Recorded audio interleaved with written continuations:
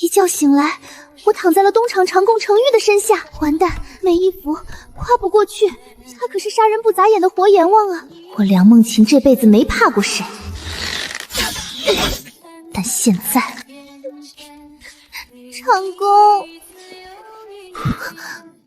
梁四姑娘，您可别哭，和我这样的阉人躺在一起，似确实委屈了你。我有点渴。外面正在找你呢，你打算如何应对？不如你嫁给我。看着程佑这阴恻恻的眼神，只要我开口作证，他就背上了是假太监、强占良家女子的罪名，他就敢当场杀了我。嫁给他是个办法，至少能保住命。这偏殿还没查过，大人，请随我来。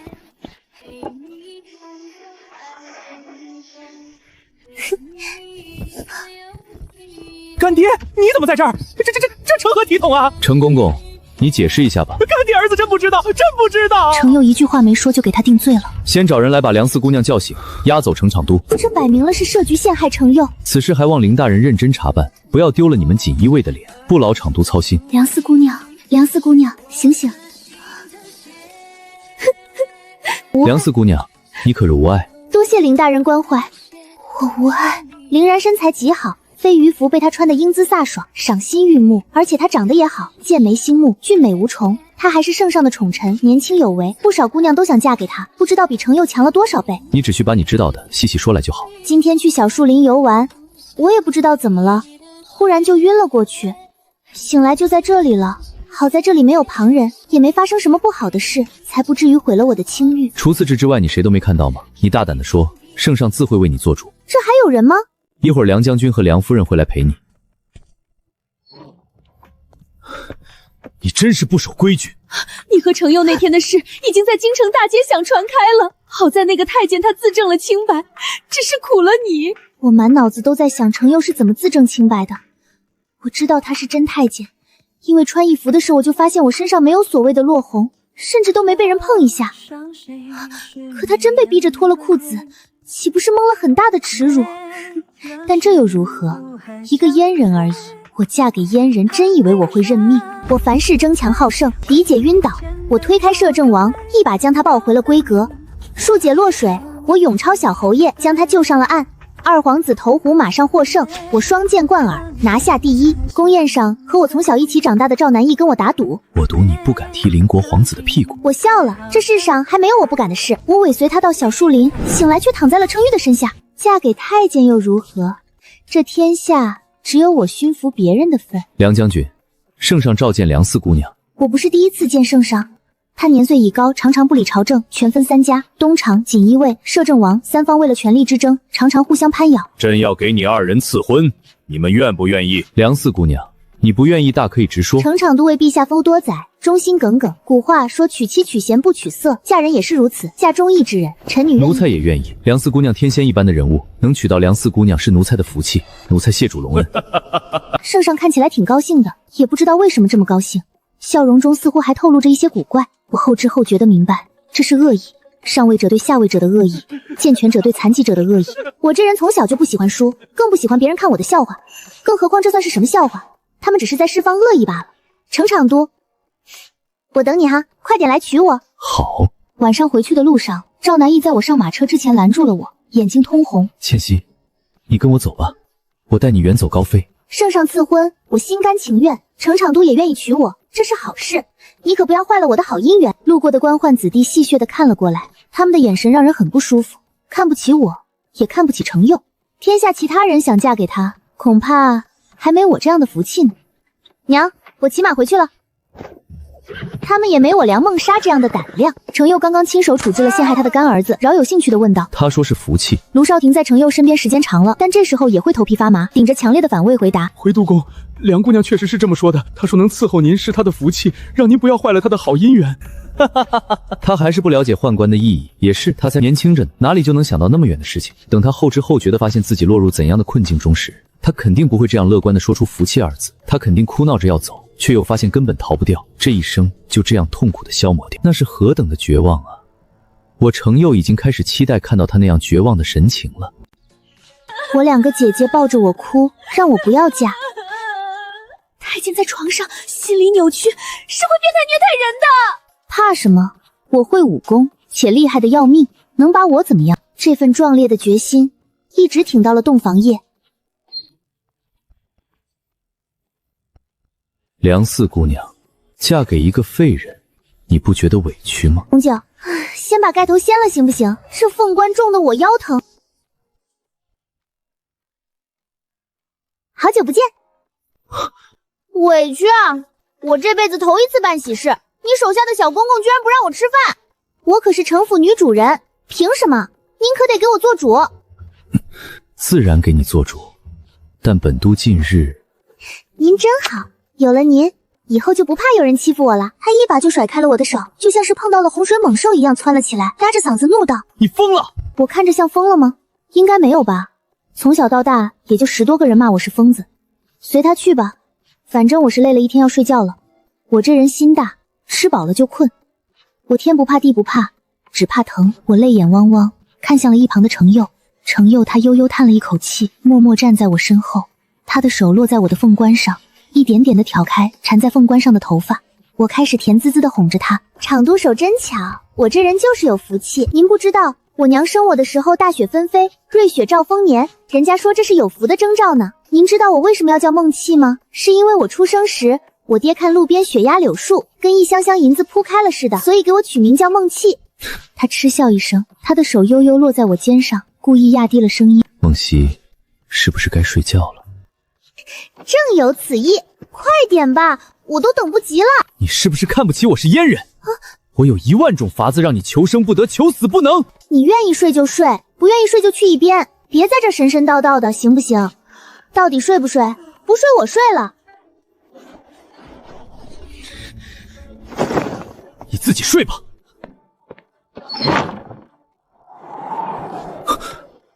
那是我的卧房，我的床，凭什么我跑？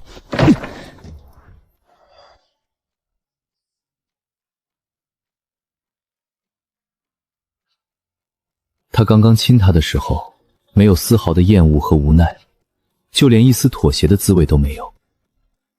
真是个疯了的傻子。按照我朝的规矩，新妇嫁人的第3天是要和夫君一起回门的。我连着2天没见到程佑，也乐得自在。直到第2天晚上才想起来要回门的事。梁梦溪提笔写了一封短信送去给场督，信上写着明日回门，场督可还记得？夫人，场督已经备好了礼，明日您自己回去就成。我一听就明白了，他是不敢去。我梁家全是粗人，大哥最不喜欢阉党。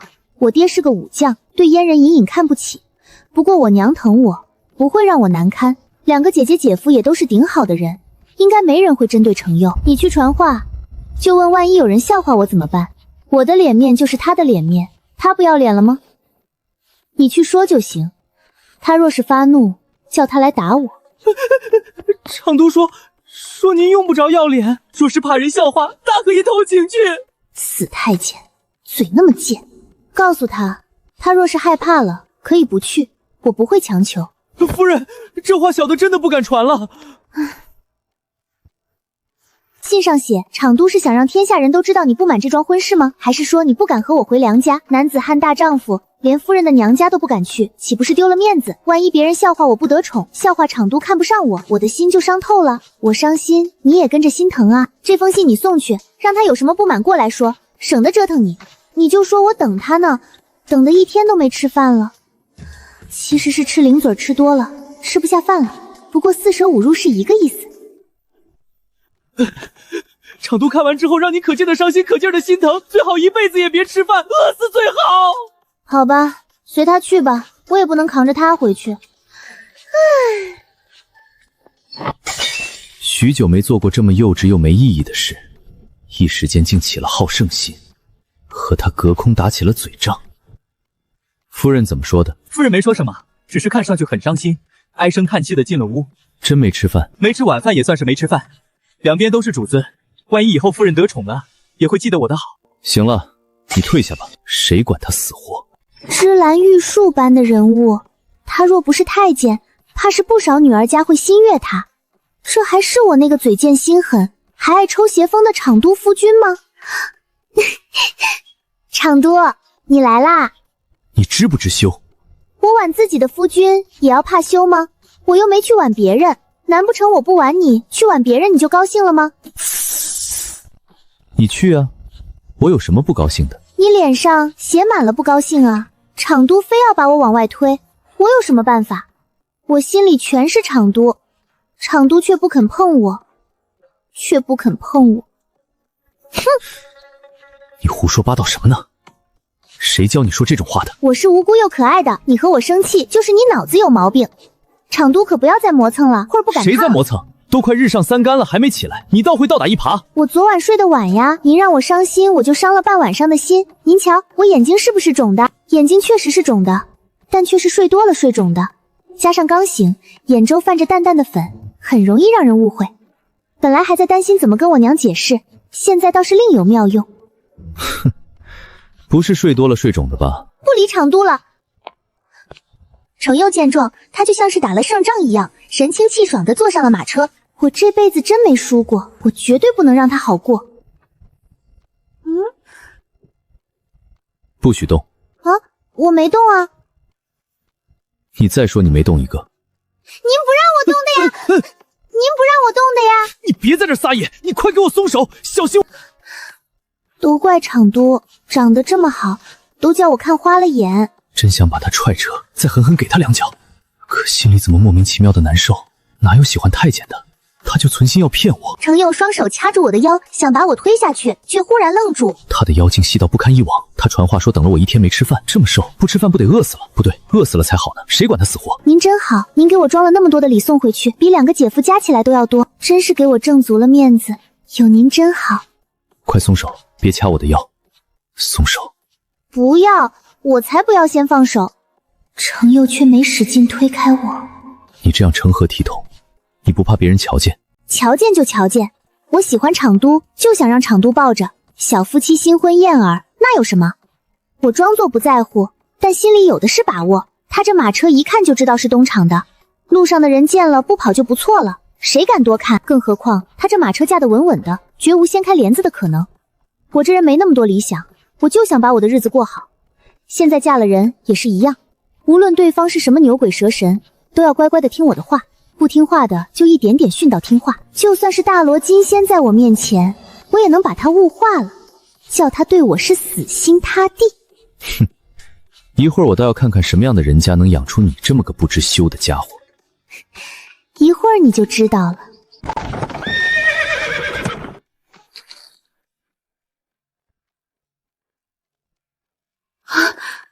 我出嫁前天天劝他，千万别在程佑面前哭命不好，要是被他听到，指不定要怎么记仇。没想到他还是忘了。找死我了，我的小倩儿啊，我的倩儿！娘，我没事的，场都待我好着呢，这几天吃的比在家都好，我脸都圆了，你瞧。娘，您别哭了，您哭我就想哭。四妹夫，快请，父亲等着呢。大哥何必客气？大姐姐，你也真会凑热闹，好端端的你跟着哭什么？你是觉得场都对倩倩不好吗？我爹每次都要摆丈人的谱，不过程昱比他官大，又有恶名在外，估计不会太刁难他。走走走，先去给你祖母请安。这是南艺吗？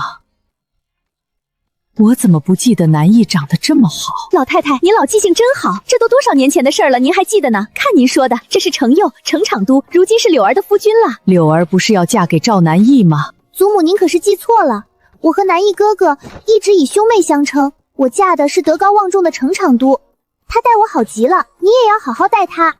场都，你一瞧就是个好孩子，把妾妾交给你，我放心。既然成了亲，必当同心同德，前路一片平坦也好，艰辛磨难也罢，两颗心挨在一起，总比一个人暖和些。这套话我可听过好几遍了，他跟大哥、大姐、三姐都说过，如今又对我说。是，家宴分为男女2个席面。女席这边，娘小小娘梁梦溪、梁佳怡、梁佳瑜同坐。三姐夫是个寒门小官，品行很好；大姐夫是礼部尚书府2少爷，敦厚老实。大姐姐婆母向着他们，好得很。我娘和小娘不用操心他们2个了，唯独要操心我。可就他们这点宅斗技巧，不出半个月就被害死了。但我只能装着乖巧无知，认真听。行了，大娘子、小娘，你们2个也不看看那四妹夫能纳妾生子吗？净说些乱七八糟的，这不是乱人心吗？你小心些，离他远点，千万别胡说八道。也别多管闲事，多说多错，少做少错。好，瞧你那傻样，你三姐姐比你聪明多了，你好好学着。是。夫人，长都与大公子有争执，离席出府了。天爷啊！我大哥性子直，在朝中本就不受待见，两个姐夫在朝中也少有助力。趁着程佑现在如日中天，他们就该借着他的力往上爬。等全家都爬上来了，就算是程佑垮台了，我也有退路。可惜他们就是不明白这个道理。繁文入宿能救命吗？哼，原来是梁四姑娘，咱家可高攀不起。大哥啊大哥，瞧你干的好事，你说说看，他怎么惹你了？我给你出气。咱家没什么好说的，我是个臭阉人，配不上梁四姑娘。梁四姑娘心里不情愿，何必上赶着做这些不情不愿的事？谁说我不愿意了？大殿上我口口声声说愿意，你没听到？你受了气就要朝我撒吗？你这场都未免也太小气了。梁梦倩，谁给你的胆子？你就是场都给我的胆子。场都是我的夫君，就是我唯一的依仗，而我又只有一个大哥，场都肯定会为了我多多思量。我大哥哥若是真讨厌你，恐怕门都不会让你进，你们之间肯定有误会。你身为场都，怎么像个孩子似的赌气？倒打一耙。他真说对了，就是我太惯着他了，想着他瘦弱少少，突遭变故不得不嫁给我，想着向我讨好卖乖，出点格我也能忍。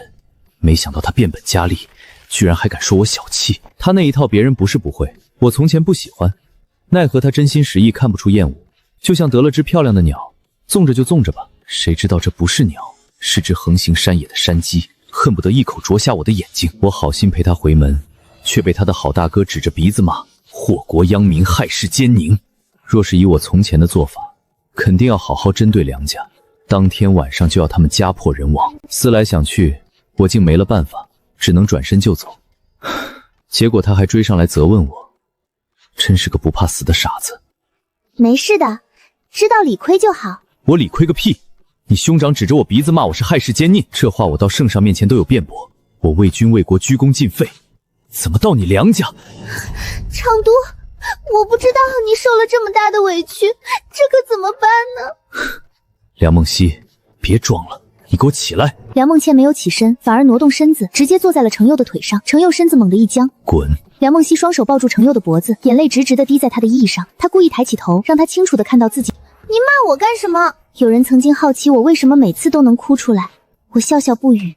这要感谢我的二姐，一想到她，我的眼泪就会跟断了线的珠子一样流个不停。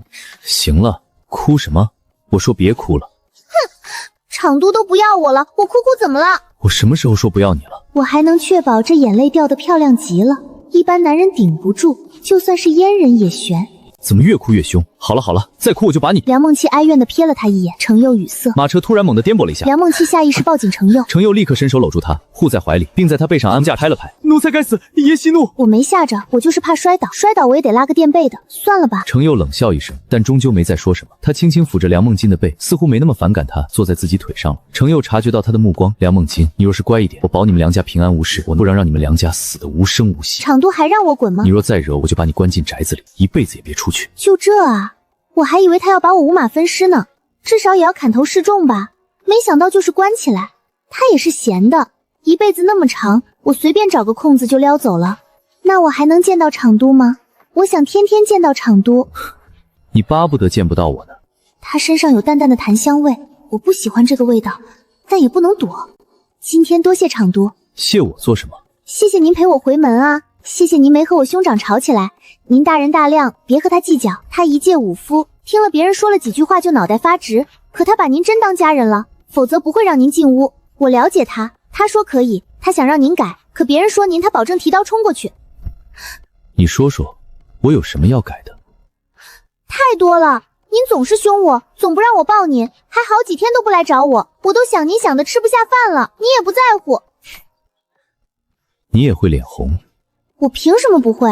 死阉人，就你会脸红。梁四，你既然是咱家的人了，咱家自然不会亏待你，老老实实的，别想着你那个小情郎了。得意吧，有你吃屈的时候。你若是忘不掉，咱家不介意帮帮你。什么小情郎？那是我的义兄，我和他一起长大，要不是他和我打赌，让我去踹赵国皇子的屁股，也不会遇到您啊。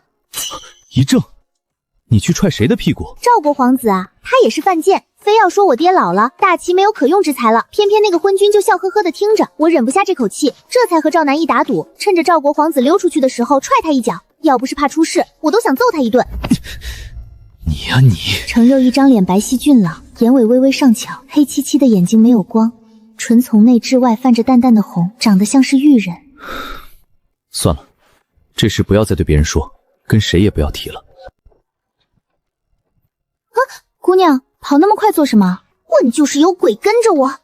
娘啊，我怎么会觉得程一这个疯子长得好看？也许是幻觉，但是他长得好看可不是幻觉。那黑眸，那双眼皮，那薄唇，那高鼻梁，怎么可能是我的幻觉？识别的可别是我。夜深人静，我寻思着要不要去找程佑，想想还是算了，毕竟我也累了一天，只想好好睡一觉。屋内昏暗，我躺在床上辗转侧难以入眠，脑子里全梦起那明亮温暖的眼睛，他那一颗颗珠子似的泪，还有他跟我顶嘴时的嚣张，他就是被我惯的。那天我本要找摄政王和赵国勾结的证据，本该万无一失，谁知前面突然传出赵国皇子遇袭的消息，我本想抢个功劳匆匆往前走，结果一时失察，被自己人迷晕了。我以为他会叫或者想哭，可他都没有，平静得很。我还以为这是什么人淡如菊温润似水的大家闺秀啊！我要喝水。傻子，原来是这个傻子坏了我的事。打几顿板子，上几次刑就好了。算了吧，打他一下板子，他估计会哭死过去，会哭着喊着厂督不要他了，哭哭啼啼的，烦人的很。饿他2顿呢，这傻子不会发现自己错了，只会说厂公小气，连饭都不给吃。再说了，饿死怎么办？等等，他不会是锦衣卫或者是摄政王派来的奸细吧？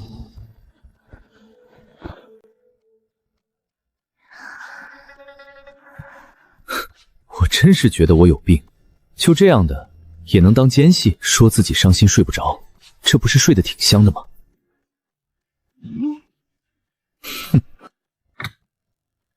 梁梦娇突然从梦中惊醒，摸了摸自己的脸颊，警惕地环顾四周，房间里空无一人，安静异常，有怪事，好像有人掐我脸了。我梦中惊醒，却发现屋里根本没人。哎呀，原来是闹鬼啊！我还以为有人要害我呢。二姐姐，你想我就托梦，可别掐我啊！二姐从不给我托梦，她生我的气。翌日，程佑终于去上朝了，接下来就忙起来了，也顾不上管我了。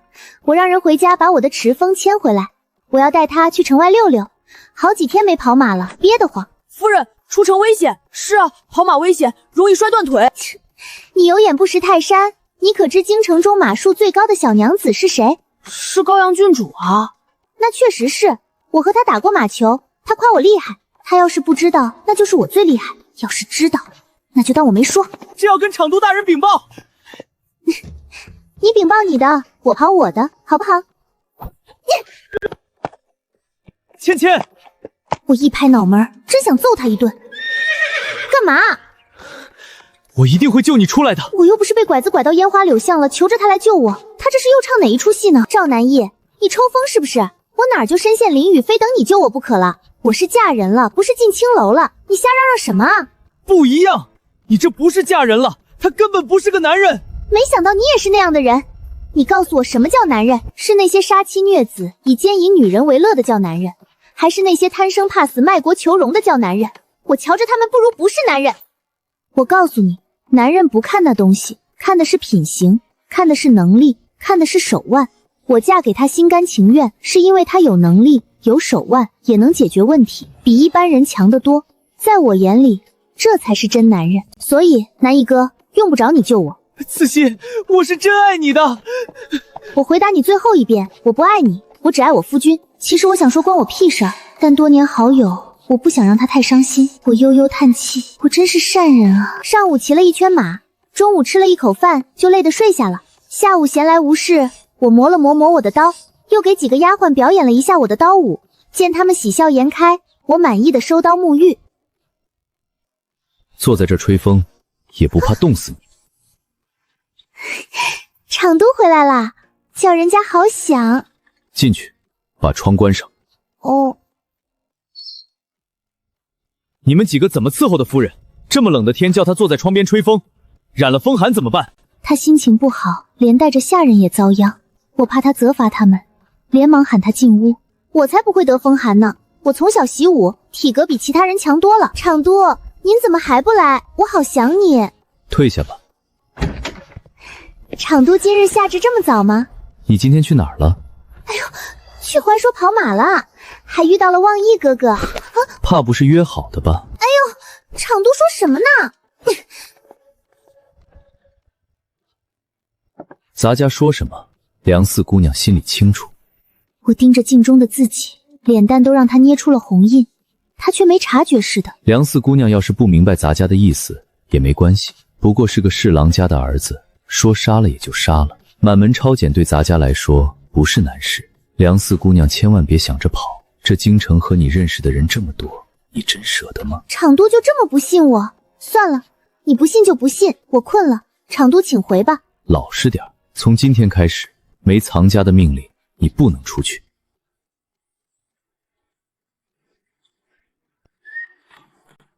不愧是我，哭得这么好看。程佑这算是吃醋了吧？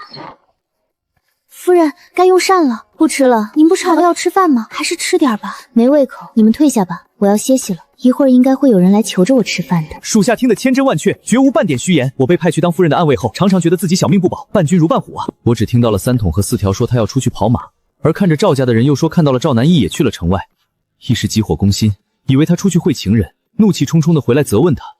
我想过千万种手段惩治他，但看到他那张若无其事的小脸，我又说不出来了。那也是他非要出去骑马才惹出来的。我误会了，他难道不会解释吗？那么倔，也不知道是属什么的，就会哭。要是在宫中，他早就被打进冷宫，那么笨，挨了训也活该。夫人干什么呢？夫人今天没有晚膳，直接就睡下了。好啊，好，敢跟咱家耍性子了，不吃就饿死他算了。厂都这是让我走还是留啊？您不是说要饿死他吗？砰！要你们干什么吃的？夫人不吃饭不会逼着他吃。我也不知道自己在生谁的气，很有可能是生那个不知天高地厚，说我是真男人的梁梦清的气，也有可能是生赵南义的气，死不悔改还要惦记他。我知道了，我生我自己的气。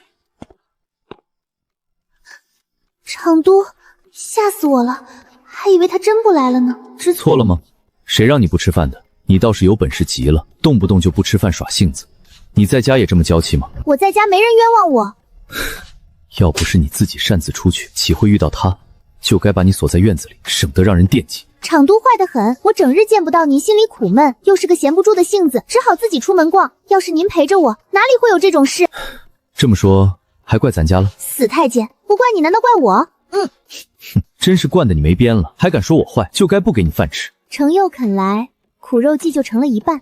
我心里只有厂都，厂都不要我，我还不如饿死算了。天人纠缠，神魂煎熬啊！我可没那么煎熬。厂都陪我出去跑马，好不好？行了，怎么这么粘人？咱家没那么多空陪你跑马。若是无聊了，街上的铺子你随便逛，看上什么买什么。要是谁敢惹你，当场就打回去，咱家给你撑腰。要是想跑马，提前知会一声，带上吴炳和6万，他们2个会骑马，能护着你。厂都，那我要是想你怎么办呢？你闲的没事想我做什么？我喜欢厂都，自然会想厂都啊。不知羞的家伙，以后少说这种假话。我没说假话。厂都为什么老是跟我生气？厂都是不是讨厌我？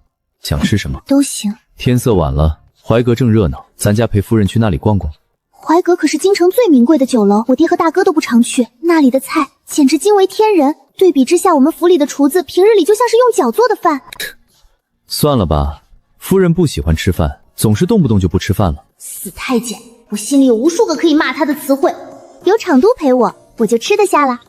好，厂都，我饿了，您陪我去好不好呀？我大哥说天下没人比我会撒娇，我也这么觉得。我二姐死后，我娘整日以泪洗面，大姐闷闷不乐，三姐姐笑得太假，哄不了人。我装作年少不知生死的样子，日夜撒娇哄着娘开心，一点点将他们拽出来。撒娇卖乖不是常技，最好能让人时时刻刻挂心。我得出结论，天下人不喜欢聪明的女子，最好是娇憨可人，善解人意，还要有些锋芒和闯祸的能力，让人拿捏不住，又爱又恨。对付普通男子容易，但像程佑这种阴险多疑的男子，却要更娇、更傻、更能作，叫他应接不暇，满眼满心都是我。饿死你算了。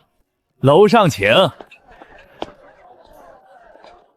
这死老东西阴魂不散，当年想娶我长姐为妾，要不是我反应快，我姐早被他骗走了。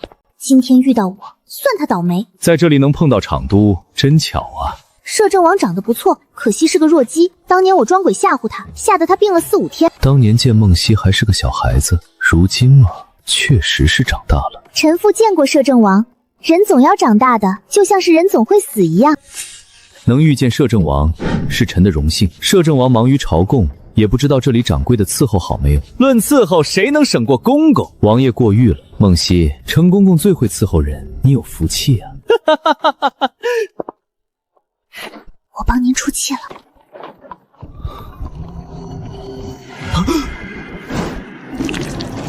停车！停车！王爷没事吧？你瞎呀？没看到这儿有血啊！邪了，定然是鬼，又来了！恢复，快恢复！这天下还是第一次有人替我出气，虽然很幼稚，瞧他那副得意的样子，也不知道谁家的贵女能想出这样的鬼法子。这样的小打小闹有什么意思？将仇人扯到地牢，一片片割下他的肉，剥下来他的皮，然后将皮挂起来，等风干了喂狗，这才算报仇雪恨。在报仇之前，隐忍不动，狠狠地克制自己，这样动手的时候才能获得最大的快感。这笨蛋当然不懂这道理，拿了点药粉就开始得意，晃啊晃，晃得人心烦。就像今晚，明知道他说的是假话，可仍被他搅得心烦意乱。我有一种特制的粉末，能让人陷入自己的恐惧幻境，这是我修凯哥哥给我的，让我防身用的，可厉害了。他哪来的那么多哥哥？这是干嘛？拽我衣服干嘛？场都不喜欢这2根带子吗？我有些冷。走了，吃饭。人这么多，你不怕有人撞到我？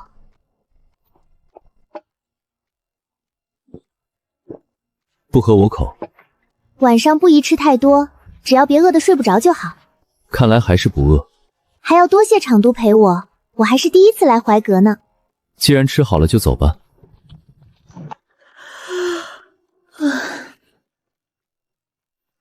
场都，我能枕你腿上吗？你说呢？既然你诚心发问，我也就不废话了。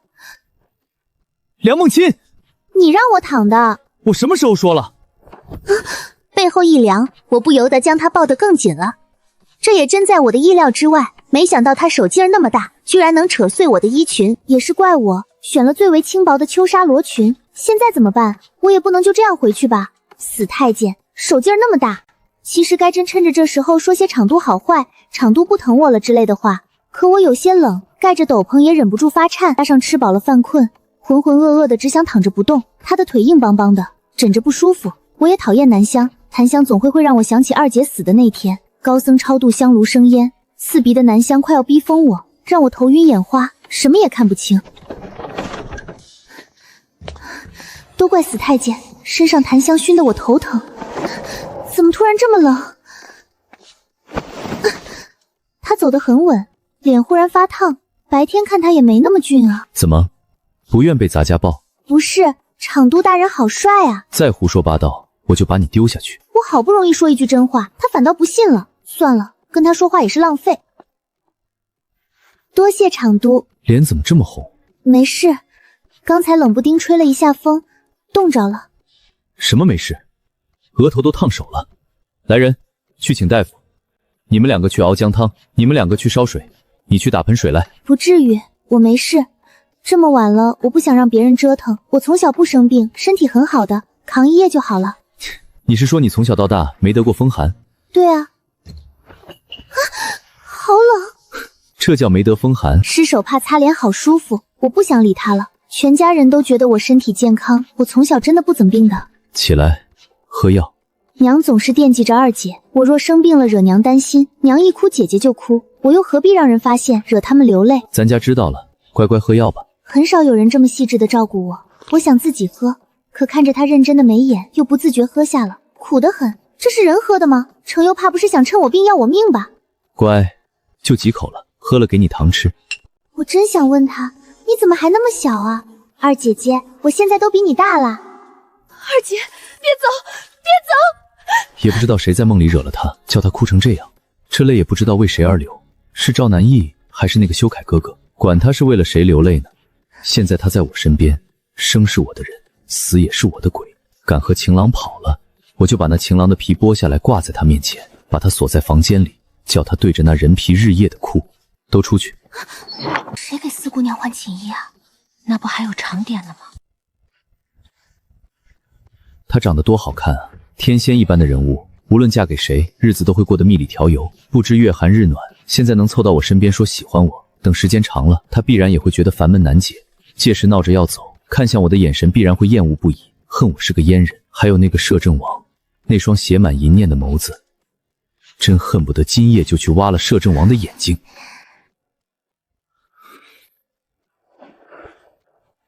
本来也该这样。好多年没人发现我生病，还守我一夜了。不可能是他，肯定是竹宁和杜若换的，绝对是。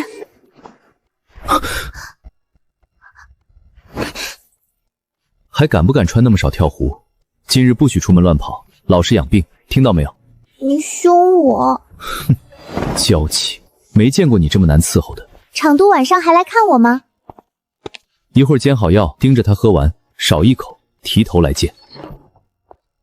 什么破烂玩意儿！蛇妖报恩，非要嫁给书生，那书生没了马力就是个废物，还敢三心二意。要是我，直接点化他考状元，自己化形入朝为官，两人联手权倾朝鲜，这才叫报恩。一群没志气的，连个太监都不如。怎么了？一个个愁眉苦脸的，跟我要不行了似的。夫人别胡说，不吉利，都怪我们粗心，没照顾好您。若不是场都深夜发现您烧得厉害，守了您一夜，我们还不知道您染了风寒。以前在梁府，您从来不让我们知道您生病难受，是我们没尽心。傻丫头，这算什么事？我没事了，下午咱们去逛铺子买新首饰，去晦气。绝对不行，场都特意交代了，您今天半步都不能出门，不能再受风了。夫人，快把药喝了吧，喝完我给您唱您最爱听的小曲。不喝，太苦了，我都好了，倒了吧。夫人，场都要是知道了，你不说我不说，他怎么会知道？都退下，我要睡觉了。夫人，外面风大，快进屋吧，不然奴才们要挨罚了。场都一般在哪儿用午膳啊？他那么忙，会不会忘了吃饭？我想场都想的难受，饭也吃不下，药也喝不下。这样吧，我昨日亲手做了些桂花糕，你们谁帮我送去给场都？杜若，你去，要是不送去，我的病好不了，场都生气了可怎么办呀？奴才这就去。夫人您可千万别出门，不然奴才真的要死了。四条，我问你，场都以前带过别的姑娘回府吗？没有，奴才什么都不知道。那他修路的时候都做什么呀？我爹和大哥都会和朋友喝酒，场都有好朋友吗？好吧好吧，不问了。程佑那个嘴硬的死太监，晚上到底会不会来啊？凌然想抢锦衣卫的权，摄政王想坐收驴吏，皇帝想拿我当刀，那就慢慢玩。督公，他又闹什么了？夫人说想您想的难受，饭也吃不下，药也没喝，特意让奴才给您送糕点，说是他亲手做的。他是嫌药苦不肯喝，哪里是想我？胡闹！是真的，夫人一直念叨您，怕您事务繁忙累坏了身子。拿回去，咱家不缺这一口吃的。告诉他，不喝药，这辈子都别想出门。等等，把东西放下，不然他又要作天作地，烦死人了。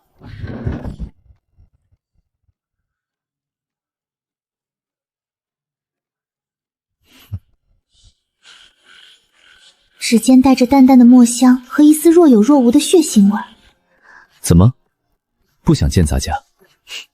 场都怎么才回来？我都等你好久了。咱家怎么瞧着你睡得正香呢？哼，我走之前让你喝药，你偏不喝。倩熙是存心和我作对，你说咱家该怎么罚你才好？我怕苦嘛，一闻到药味就想吐，真的喝不进去。场都，我真的好了，不用喝了。也有你怕的时候。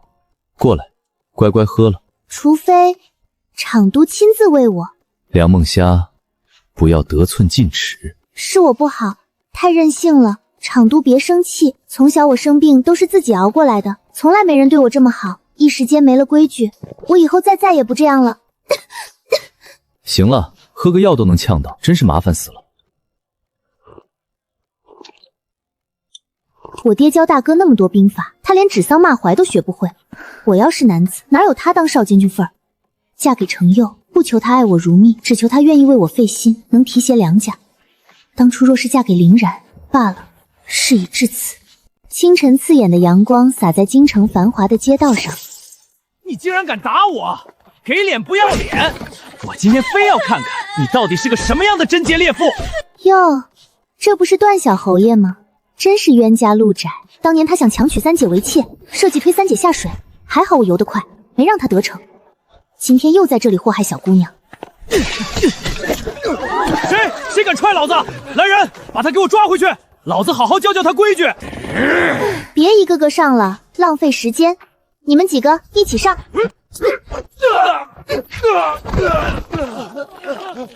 好厉害的武功，好利索的招式，下手又黑又狠，跟你们锦衣卫有的一拼。阿然，你见多识广，认不认得这姑娘？若是没嫁人，我立刻上门求娶。我认识的女子不多，三皇子问我，算是白问了。你拿手吧，我要聊。听懂了，姑奶奶饶命！以后少出来祸害姑娘，记住了，从今往后我见你一次，打你一次，听懂了吗？滚！拿着钱，早点回家，这几天别出来摆摊了。有情有义，身手又好，真是奇女子，我一定要知道她是谁。是她，梁梦清。那天在偏殿，她哭红了眼睛看着我，那么无助。我明明可以护住她的声誉，让她嫁给一个正常人，可我没有。我只想找程佑的把柄，冷漠地看着她被推给了那个杀人不眨眼的阉人。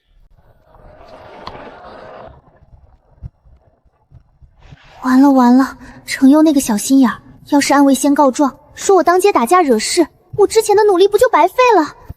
不行，我得抢在暗卫前面，主动坦白，不去城府了，掉头去内东厂。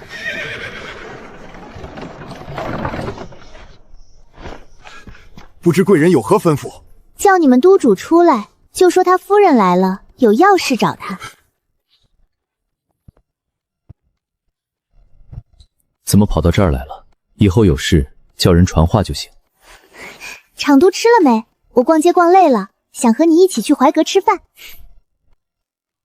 怎么，账上的银子不够花了？不是银子的事儿，厂督往里坐嘛，我累了，想靠着你。账上的银子随你用，想买什么就买什么，不用跟我说。上次厂督说，以后我打了人，你替我收拾烂摊子，对不对？哦，你还会武？那当然，我们梁家的武功可不是花架子，我可厉害了。是吗？那你今天打了谁？段建明，是他先欺负卖花小姑娘的，我路见不平才动手的。打了就打了，一个区区小侯爷不值一提，何苦愁眉苦脸的？你要是还不解气，咱家叫人把他拖到东厂来，再让你打一顿，好不好？不用不用，我就是不怕给厂督惹麻烦，你不生气就好。有您真好，以后再也不怕有人欺负我了。能嫁给您这么好的夫君，真是我上辈子修来的福气，这辈子我都要这样靠着您。那些蜜饯真没白给你吃，嘴越来越甜了。甜不甜？凑合吧。那这样呢？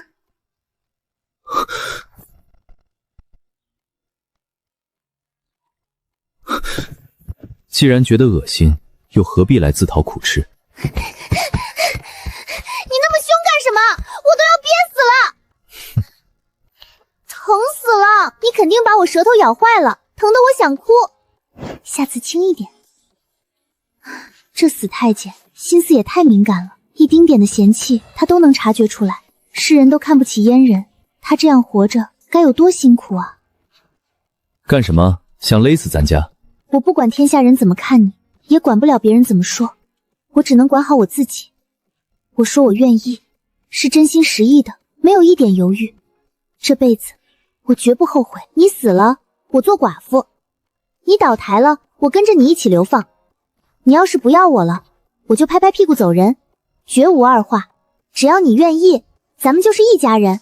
我这人护犊子，谁是我家里人，谁就值得我舍命相护。官场上的事我帮不了你，但只要你回来，我永远都在。拍拍屁股走人，你要走去哪儿？是这样吗？场都会死了，不理你了。蹬鼻子上脸的死太监，等哪天你倒台了，我非狠狠踹你屁股一脚不可。真可谓是英姿飒爽，一脚就把段建明踢倒了，打得他连亲娘都认不出来。我游历江湖这么多年，头一次见到这么漂亮又英气的姑娘。林兄，你也看到了对吧？她还朝你笑了一下呢。不知道是哪家的姑娘，若能再次相见，我定然求娶她做皇妃。还好还好，他应该没听到。这房间隔音这么好，他又没练过武，肯定听不到。真是虚惊一场。傻子，我死了她做寡妇，我倒台了她跟着流放，真是个傻丫头。我要是死了，怎么可能留她一个人活在这世上？她生是我的人，死是我的鬼，是她自己凑上来的，是她抱着我说愿意的。既然来了，就别想走。这么多年，恨我厌我的人多了去了，我早就习惯了一个人，也以为自己注定独生独死。可她笑着说我值得她舍命相护，说她永远不变。我不敢信，却又忍不住想信。梁梦溪，既然你闯进了我的世界，就别想再离开了。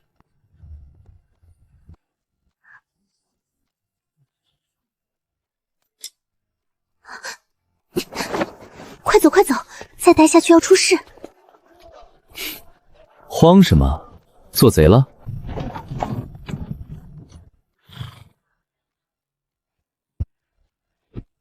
我回东厂处理事务，晚些再来看你。去吧去吧，记得吃饭。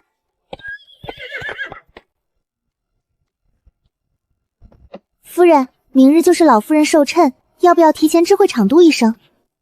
不必，他若想来，自然会来；不来也好，省得被清流非议，闹得难堪。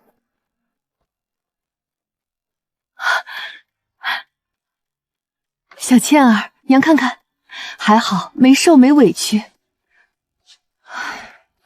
好日子不许叹气，你要长命百岁。娘，屋里说。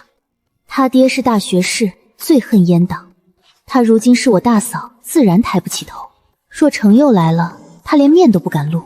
好孩子，歇着不用忙。儿媳去看看寿桃。红哥儿年纪小，人多怕吓着。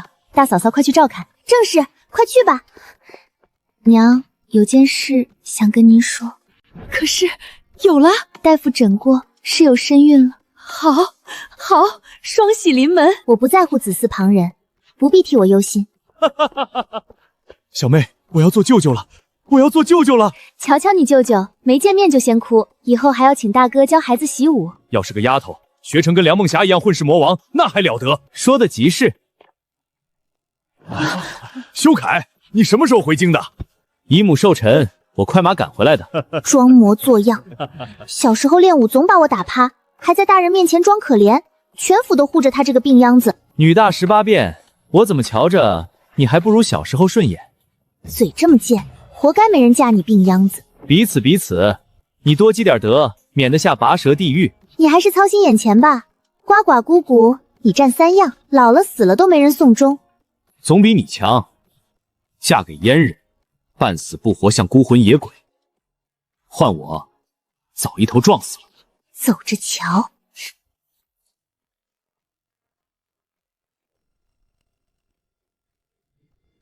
倩倩，今日岳母寿辰，怎么自己跑来了？不等一等为夫？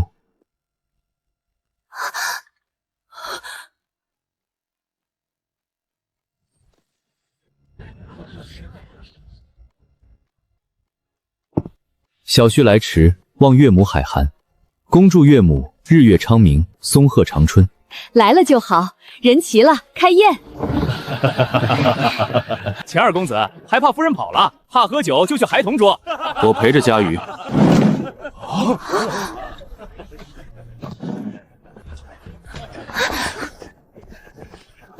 喝酒喝酒。多谢厂督，何谢之有。佳瑜近日胃口差，我陪着她能多吃些。胃口差，当请大夫。大姐姐有身孕了，是咱们的小外甥。大姐夫这般细心，大姐姐好福气。别胡说，等小外甥出生，我和姨父必有重礼，是不是呀，厂督？自当如此。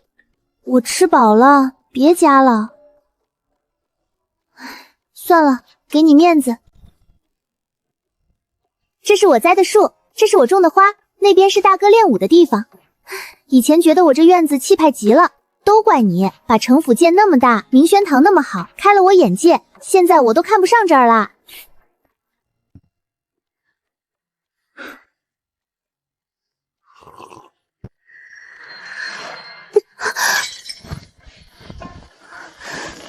浓烈的神香气息，你讨厌这个味道？讨厌，熏得慌。糟了，我怎么说实话了？千玺，看着我，好好看着我，你可愿意与咱家结为夫妻，一生一世？愿意。那你为什么对着别的男人笑？真不听话。你给我下药了？是呀，东厂秘药，名唤摄心，专问人心底的秘密，用在次系身上正好。谁让你没有一句真话，害得咱家好生费心。你疯子！你喜欢冷秀凯吗？不喜欢。很好。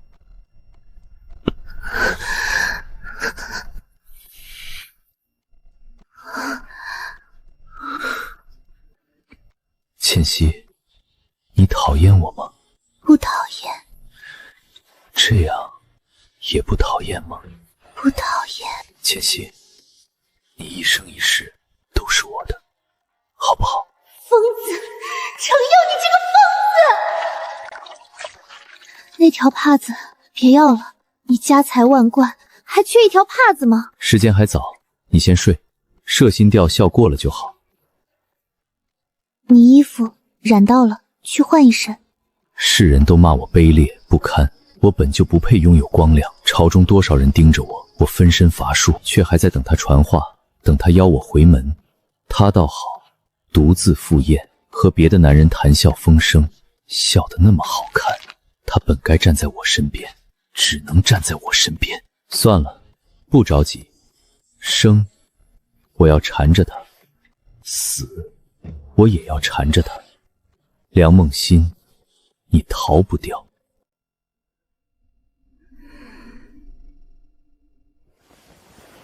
我们确实是新婚，却谈不上恩爱。他有病，我也病得不轻。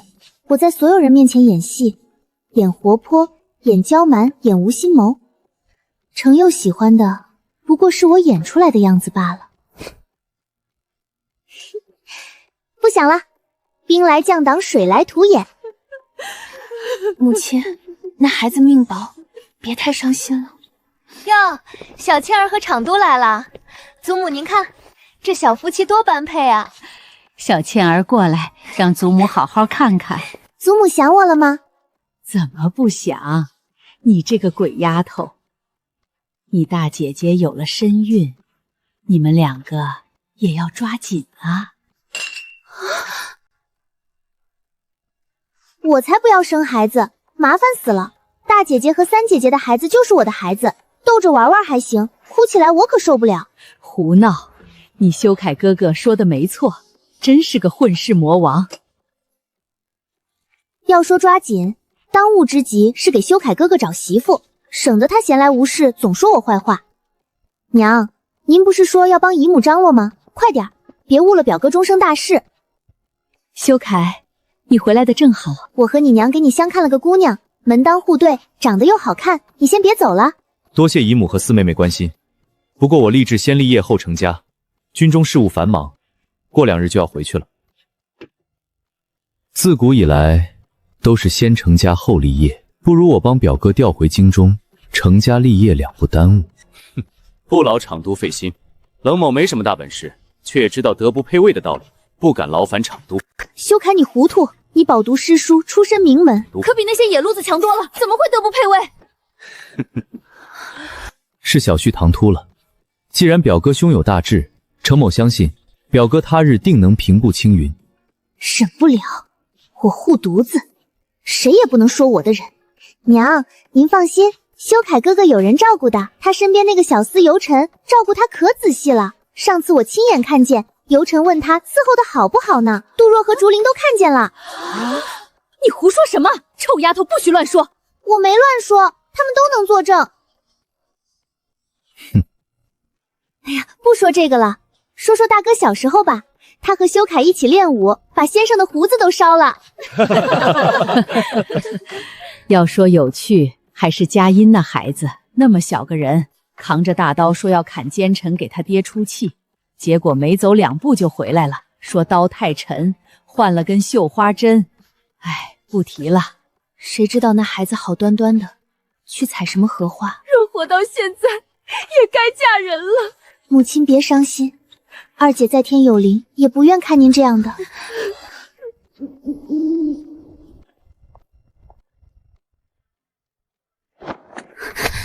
你没事吧？怎么了？谁欠了你银子？脸拉得这么长？你可知道，昨夜三皇子和摄政王被东厂连夜抓进了宫，程佑好手段。皇家之事，表兄还是少妄议的好，免得惹祸上身。梦溪，现在只有你能劝他，这是关乎天下大义的事，三皇子与此事无关，是他们蓄意构陷。劝他什么？放了你的政敌？别拿天下大义当幌子，你不过是想博个从龙之功，平步青云罢了。技不如人，不如早点认输。梁梦香，三皇子宅心仁厚，有治天下的抱负。我又说得上什么话？你是嫌我日子太好过了？天大的情分也不该求到我头上。我知道了，若是嘉玲还在，他一定不会袖手旁观。你给我滚！你恼了，梁梦舒，你知道我有多少次想让你去死，换他回来吗？我多想杀了你！来人，送客。哼。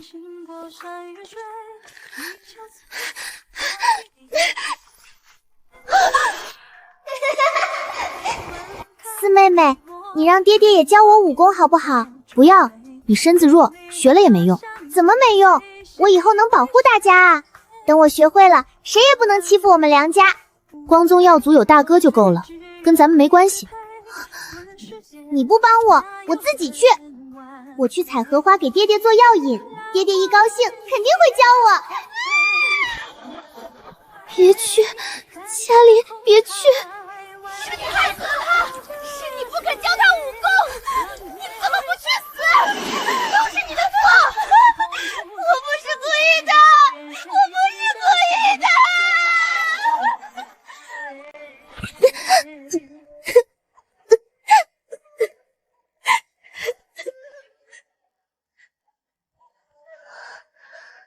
哭吧，哭出来就好了。这不是……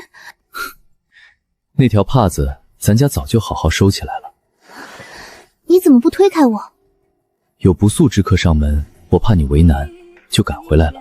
冷修凯给我下了换药，干惹咱家的心肝哭成这样，咱家把他碎尸万段，丢去喂野狗好不好？不用不用，厂督，我有一事相求。你说，把冷修凯赶出京城，越远越好。3、5年内别让他回来，他死了，我娘和姨母都会伤心。看在二姐的份上，我不能杀他，但他这个蠢货再掺和朝堂事，迟早连累冷家和梁家。如你所愿。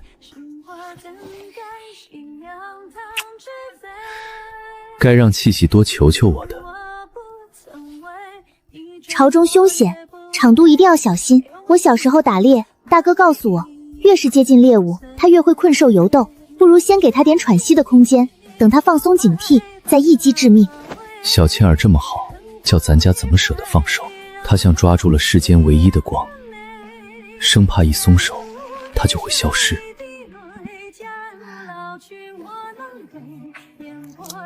我只想爱你，只爱你。我用行动告诉他，我爱他的全部，包括他的残缺，他的恶毒，他所有不为人知的阴暗。娘，怎么愁眉苦脸的？谁惹您生气了？还能有谁？泽凯被调去西北戍边了，你姨母哭得死去活来。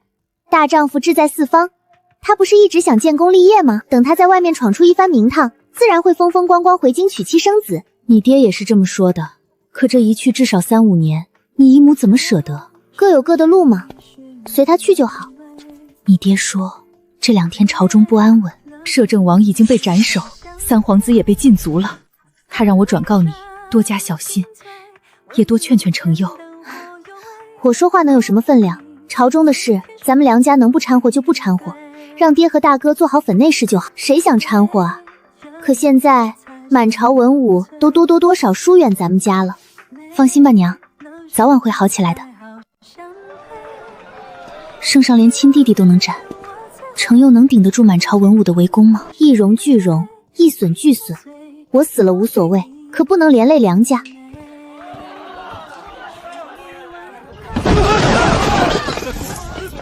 东厂厂督的家眷碰上锦衣卫，真是晦气。梁夫人，好久不见。锦衣卫在此搜查逆贼，没吓到您吧？自然没有。既然林大人有事，我就先告辞了。我叫人去换您的车夫。不用了，没有马车，我走回去就好。多谢林大人。天快黑了，路还远，我送您回去吧。他想干什么？怎敢劳烦林大人特意跑一趟？我自己走不碍事的。这一带逃窜着一个穷凶极恶的逆贼，我是怕他伤了夫人。若是程厂督发难，林某可担待不起。还是说，夫人不屑林某护送？那就麻烦林大人了。那日偏殿之事，林某多有抱歉。和大人有什么关系？更何况是我自己说的愿意，扯不上旁人。夫人若有难处，可以和我说。多谢林大人好意，只不过厂督待我极好，我没什么难处，自己的苦只能自己咽，旁人尝不了也帮不了，不是吗？夫人说的是。什么事能让林大人笑得这么开怀？不如也说给咱家听听。厂督，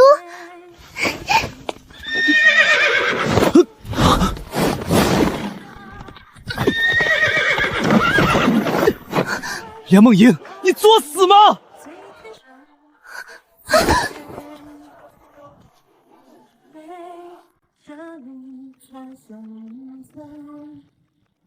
他是真的怕我出事。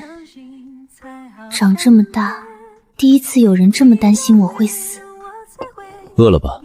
先吃点。厂督，你受伤了？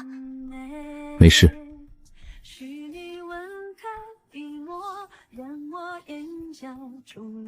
我武功很好的，你真的不用担心我。我和林然是偶遇，他非要送我，非要和我说话，我也没办法。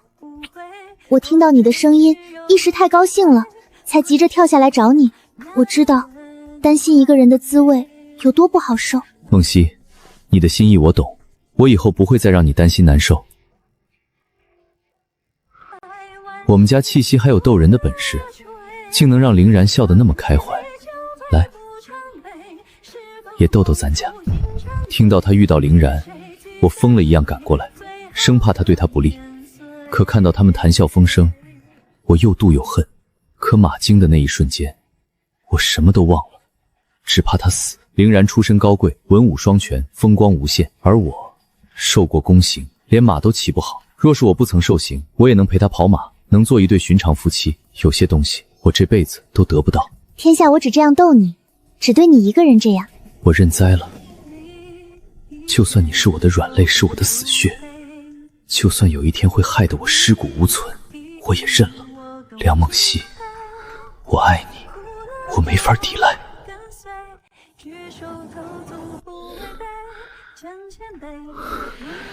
千玺，你吃了我吧，这样我们就能永远不分开了。近些日子别出门，外面不太平，我不放心。冷秀一给你写信了，对不对？问菩萨为何倒坐，叹众生不肯回头。厂督，你说我要回头吗？不许，千玺，你得陪着我。就算我死了，成了恶鬼，你也得陪着我。我不怕苍生咒骂，不怕死后遗臭万年，我只怕你不要我。那你变成恶鬼，我也变成恶鬼，我们一起去地府受刑，好不好？好。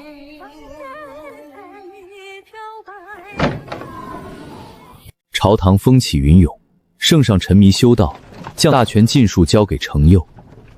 大哥和姐夫们都升了官，可全家人都顶着阉党姻亲的骂名，不敢见我，宦官也能是好官啊。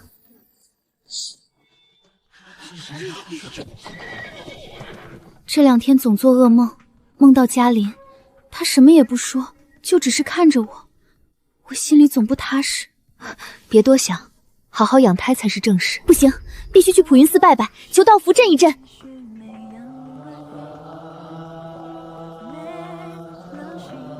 求菩萨保佑大姐姐平安生产，母子平安。夫人为何不进殿参拜？林大人怎么也不进去拜？无可求之事。今日遇到夫人，纯属巧合。林某并无冒犯之意。这些日子，程场都似乎变了不少。我倒觉得他没怎么变。夫人是来求什么的？子嗣。林大人，时候不早了，告辞。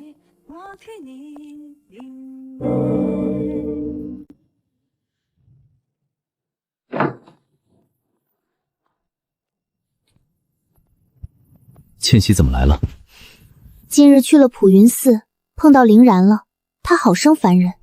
去寺庙做什么？大姐姐总做噩梦，三姐姐拉着我去求福。饿了吧？带你去怀阁吃饭。你先进去等我，我马上就来。好，我等你。姑娘，这么巧，竟然在这儿遇到你。前些日子在街头见姑娘路见不平，英姿飒爽，在下敬佩不已。今日偶遇，多有冒犯，还请姑娘见谅。哦，是那个被我奏断剑鸣吸引的傻皇子，我不记得了。告辞。在下真心爱慕姑娘，不知姑娘可否有心上人，可曾婚嫁？我喜欢那样的。你可知道那是谁？那是个阉人！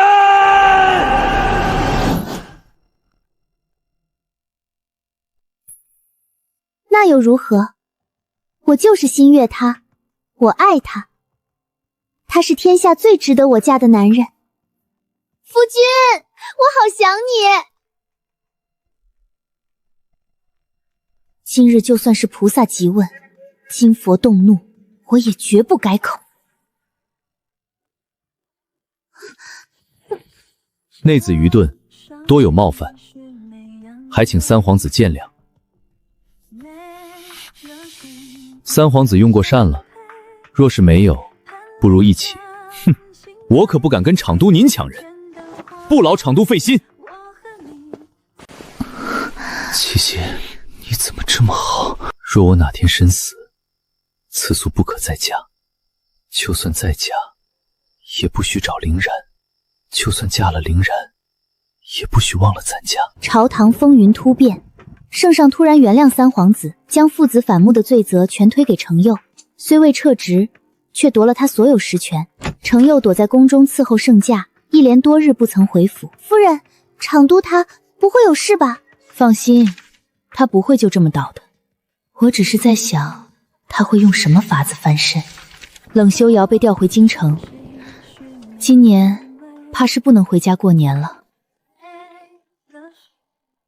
夫人，大娘子让老奴来接您回去守岁，一家人热热闹闹的才好。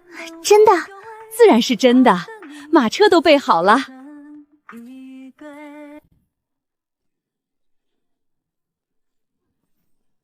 张妈妈，告诉你娘，我不回去了。夫人，这……我要等她回来。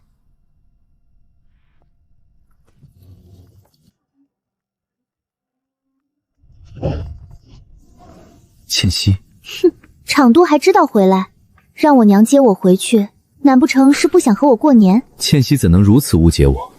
那你为何故意躲着不回来？倩熙，你我和离吧。我前途未卜，我不想拖累你。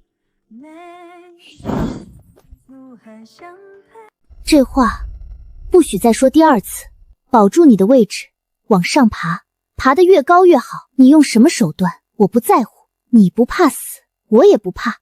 就算你现在要杀了三皇子，杀了皇帝，我也奉陪到底。总之，我不许你倒台。听你的。我不在意他的残缺，他不在乎我的伪装，我们天生一。大年初3，圣上突然病倒，三皇子密谋登基，被程佑搜出龙袍和通敌书数。程佑迟持天子令，关押三皇。凌然因与三皇子私交甚密，所有与三皇子勾结的官员尽数被东厂拿下。程佑重掌大权，权势更胜从前。四妹夫今天不来吗？我没告诉他今日是我生辰，他应该不会来。也罢，我们姐妹好好聚聚就好。一桌好菜，修凯，今天陪姨父好好喝一顿。好。四妹妹，好久不见。表哥好久不见。今日是表妹生辰，我特意备了一份大礼。不知表妹是否喜欢？多谢表哥，我很喜欢。莫名升起一股强烈的不安。我出去透透气。四妹妹，你还不肯悔改吗？悔改？我悔改什么？冷修凯，你能活到现在，是我看在我娘的份上放你一马，否则上次我就让你死得无声无息。我劝你老老实实的活着，别往死路上走。江山易改，本性难移啊！你演了这么多年的嘉玲，不累吗？今夜你的旧情人就要杀了你的夫君，你还有闲心在这儿演戏？梁梦溪，我真佩服你。那是程佑的事，如果他连这点事都应付不了，那他只能去死。冷修凯，你喜欢我，你嫉妒，你扭曲，你恨我害死了梁嘉玲，更恨自己不受控的爱上我。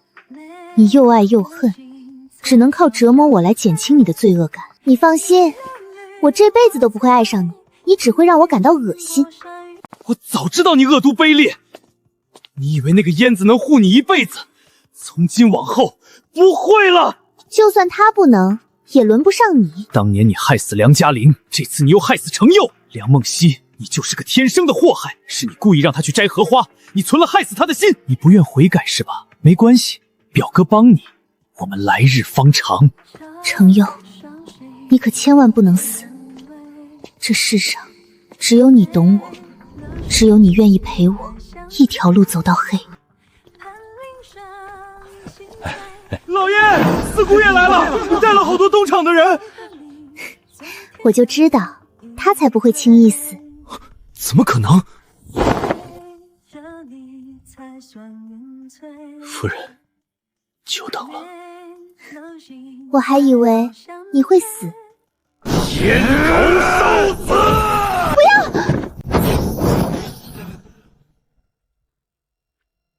修凯，你这是何意？多谢大哥。明辉，你若真把我当兄弟，就让我杀了这燕狗。他危害朝野，残害忠良，你岂能容他？她是我的妹夫，纵然有天大的错，也轮不到你动私刑。今日是梦溪的生辰，不要见血，还请四姑爷放修凯一马。丈人开口，小婿谨遵。你怎么可能放了我？今日京城多少人家参与了刺杀，你会放过谁？你狼子子野心，心肠恶毒，我早就知晓。闭上你的臭嘴！梁梦溪，你害死梁嘉玲早已罪无可恕，这些年你做的再多也弥补不了，现在装什么好人？小倩儿，他说的是真的吗？嘉玲到底是怎么死的？梦七，说清楚。四妹妹，你看，我给你摘到荷花了。不愿说就不说，谁也不能逼你。我以为我此生注定独来独往，可这世上还有一个程佑，他懂我，护我，愿意与我同生同死。那年二姐姐要我教她武功，我不肯，她求我说我要什么都给我。那天我说我要荷花，她说可以，我无意害她。若是你没事吧？快去请大夫！怎么办？我又要害死一个姐姐了吗？大姐姐放心吧，大姐夫安然无恙，我已经让人送他回府了。多谢。冷修凯被东厂带走，大姐动了胎气，所幸无碍。多谢你今天过来救场。你说过那是我们的外甥，今日是你生辰，竟不告诉咱家。我怕误了你的大事。那咱家送你一份生辰礼，从今日起，你梁梦欣想如何便如何，想要什么便有什么，天下没人能再约束你、苛责你，谁若惹了你，直接打回去，不必再忍。程佑，我绝不会让慈禧做输家。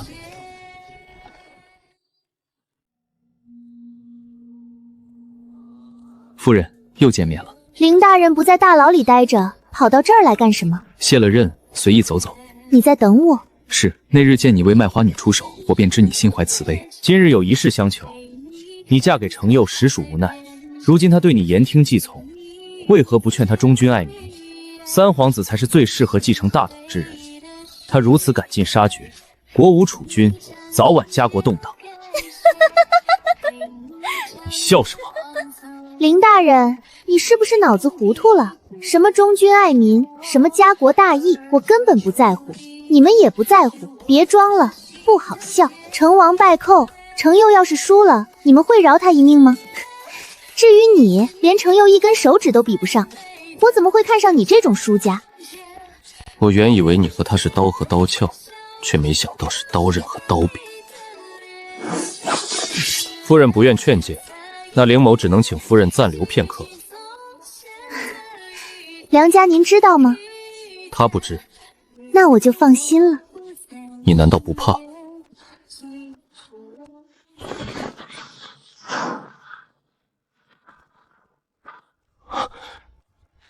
你早知道我会来，我就怕你今日不来，杀了他，凌然伏诛。冷修凯被废去一身武功，流放岭南。梁梦欣，你怎么不去死？当年要是死的是你，我就能娶嘉玲，和他长相厮守。都是你毁了我的。有病！我还是仁慈了，看在娘和二姐的份上，留你一条贱命。几个月后，梁家瑜顺利生下一个男孩，他好小，好软。